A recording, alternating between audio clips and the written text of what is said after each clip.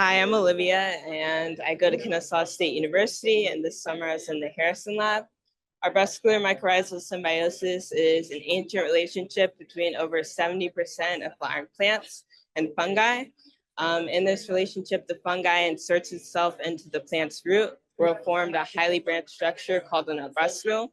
This is where the nutrient exchange occurs, so the plant is receiving inorganic phosphate while the fungus gets carbon.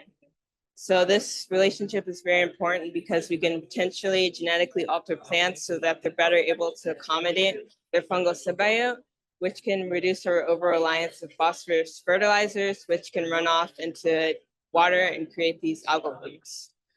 So I more specifically looked at kinase C1 and kinase C2, or KINC1 and KINC2, which are AM host-conserved genes, homologous genes that are essential for AM symbiosis. It was found that double KINC1, KINC2 mutants have reduced rhythm colonization as well as abnormal vascular morphology. And so in order to look at KINC protein interaction, I did a clone KIN3 into mating-based spit yeast-2 hybrid system, which will allow us to look at KIN3 interaction, which is an interaction that is proposed to occur in Lotus japonicus or rice. I also did bimolecular fluorescence complementation, and I found that KINC1 does not interact with KIN3, and KINC2 does interact with KIN3. Additionally, I generated about 81 plants that will later be used in turbide deep proteomics, which will allow us to further look at protein interaction. And then lastly, I looked at KINC1 kinase activity by mutating important residue in the activation loop.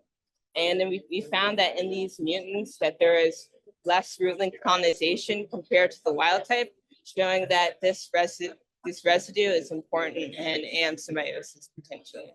However, we'd have to repeat this experiment due to low root link colonization levels across all samples.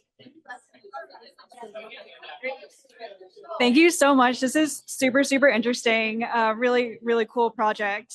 I was wondering if you could tell us a little bit more about what was the most exciting part of this research? Or did you ever have a day in the lab that you had a breakthrough or something went really well? Can you tell us about kind of something really good that happened during your research?